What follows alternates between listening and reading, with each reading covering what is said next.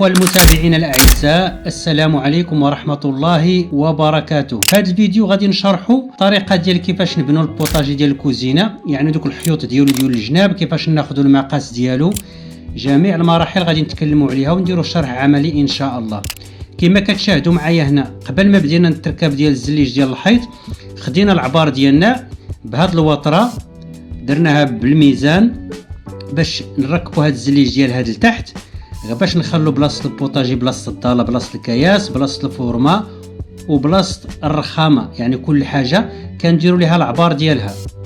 هو الافضل اننا نخلو هاد التركاب ديال هاد الزليج ديال تحت البوطاجي هو الاخير، نسبقوا الخدمه ديالنا ديال الفوق، لكن ناخذوا ليه العبار ديالو.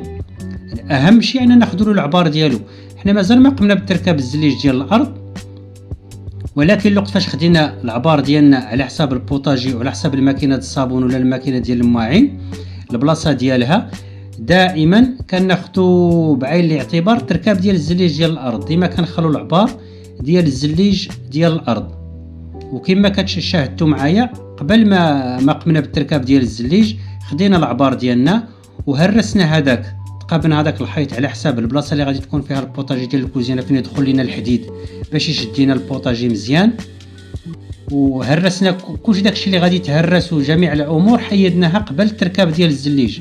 من حيث ركبنا دابا الزليج، وكما كتشاهدوا معايا ممكن دير نتا اي نوع ديال الزليج بالنسبه لتحت البوطاجي، فقط يكون اللون ديالو مفتوح شويه، ما يكون دوك الالوان المغموقه، وتخدم به بهذه الطريقه. الا كنت بغيت دير الرخامه والبلينتا من الفوق، فحاول تخلي حتى بلاصه البلينتا ديال الرخامه،